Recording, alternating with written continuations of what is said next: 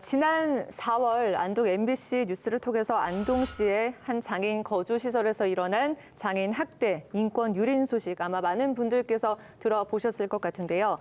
안동의 한 장애인 거주시설에서 장애인을 상습적으로 폭행하고 장애인이 벌어온 급여까지 착복한 정황을 고발합니다. 지적장애인 30명이 함께 생활하고 있는 안동 한 장애인 거주시설. 한 남성이 모퉁이에 앉아있는 장애인에게 발길질을 시작합니다. 폭행을 당한 장애인이 소리를 지르자 머리를 벽으로 밀칩니다. 가해자는 이 장애인 시설 직원 박모 씨. 마음에 안 든다, 말을 잘 안 듣는다는 이유로 10여 년 동안 수시로 폭력을 휘둘렀다는 내부 증언이 나왔습니다. 가해자 박 씨는 18년 전 시설 설립 때부터 근무했던 이사장의 처조카입니다.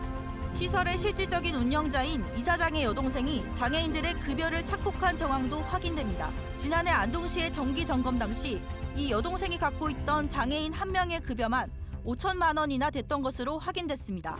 이 사건 조사 결과 의혹이 대부분 사실로 밝혀졌습니다. 자세하게 어떤 내용인지 설명 좀 해주시죠. 경북에서 매년 장애인 시설 학대 문제가 반복되고 있는데 그중에서도 이 안동 시설 문제가 특히 악질적이었어요. 10년 이상 거주인 학대가 상습적으로 벌어졌다라는 내부 증언이 이미 확인이 됐고 학대 조사 결과 그런 것들이 다 사실로 드러나면서 지역사회 공분을 많이 샀고요.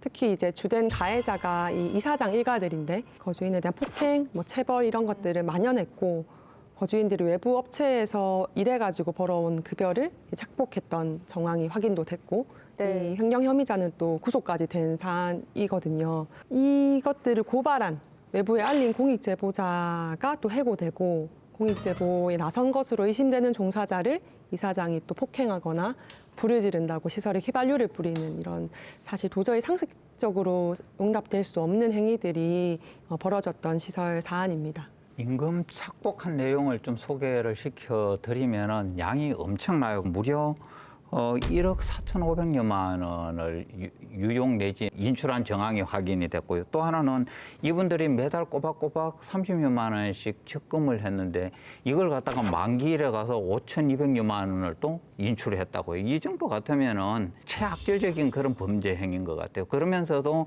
뻔뻔하게 자기들은 장애인을 위해서 헌신 봉사한다라고 외부에 나가서는 또 후원금도 또 이런 식으로 모금했을 가능성이 매우 높다는 거죠. 그러니까 지난 2004년 개원해가지고 지금까지 기관 경고라든지 감사에서 지적된 사항이 없어요. 오히려 시설 운영 잘한다고 평가도 좋았다고 하거든요.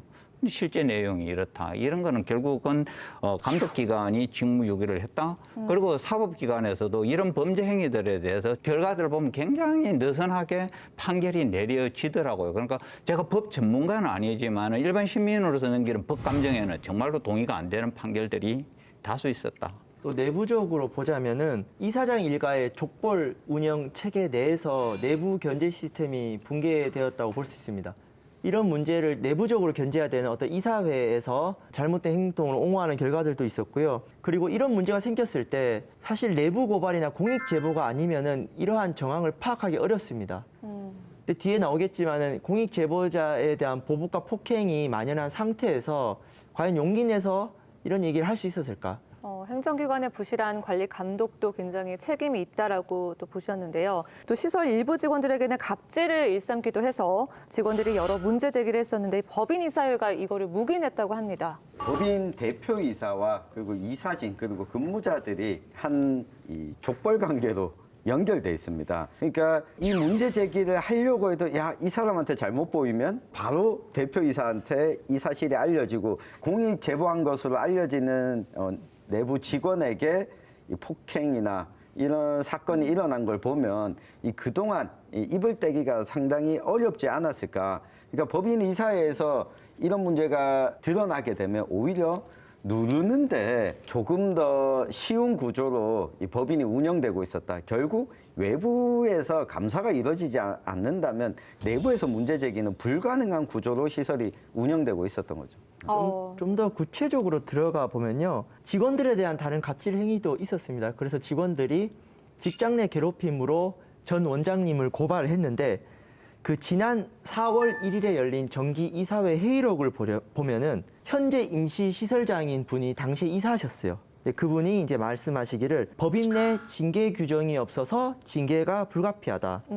그리고 법인 내 징계가 불가능하면은 경찰이나 노동부로 넘어가야 되는데 노동부는 약자 편이니 징계 심의를 할 수 없다라고 결론을 내립니다. 근데 정작 이분이 임시 시설장이 됐을 때는 네. 그 공익 제보자를 징계위원회 해가지고 해고 조치를 했거든요. 이렇게 내부적으로 해결이 안 되니까 공익 제보자 분이 언론 보도를 할 수밖에 없었던 거고 네. 이런 용기 있는 제보 덕분에 이후에 조치들이 이루어졌습니다.